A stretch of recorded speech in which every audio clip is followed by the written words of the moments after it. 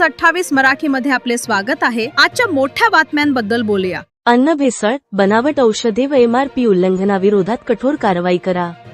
परभणी जिल्ह्यातील नागरिकांना सुरक्षित, दर्जेदार व भेसळमुक्त अन्नपदार्थ तसेच गुणवत्तापूर्ण औषधे उपलब्ध व्हावीत, यासाठी अन्न व औषध प्रशासनाने अधिक प्रभावी उपाययोजना राबवाव्यात, अशी मागणी जिल्हा अन्न व औषध प्रशासन सल्लागार समितीचे सदस्य तथा अखिल भारतीय ग्राहक पंचायतचे प्रांताध्यक्ष डॉक्टर विलास मोरे यांनी केली।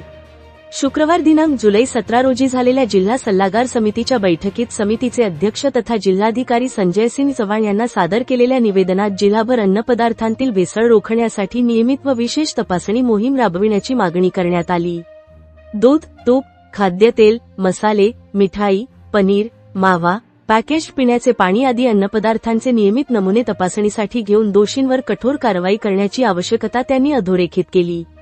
यावेळी अन्न व औषध प्रशासनाचे सहाय्यक आयुक्त ए चौधरी, जिल्हा पुरवठा अधिकारी विलास मुसळे, ग्राहक पंचायतचे प्रांताध्यक्ष डॉक्टर विलास मोरे, जिल्हा आरोग्य अधिकारी डॉक्टर रेवती महाजन, जिल्हा कृषी अधिकारी MS जाधवर, जिल्हा उद्योग केंद्राचे जनरल मॅनेजर मकरंद सरकटे, उपशिक्षणाधिकारी प्राथमिक बालाजी शिंदे, उपशिक्षणाधिकारी माध्यमिक गोविंद मोरे, जिल्हा महिला व बालकल्याण अधिकारी मोनिका रंधवे, अन्न तंत्रज्ञान महाविद्यालयाच्या प्राचार्य डॉक्टर विजया पवार, अन्न व्यवसाय प्रतिनिधी दीपक तलरेजा आदींची उपस्थिती होती।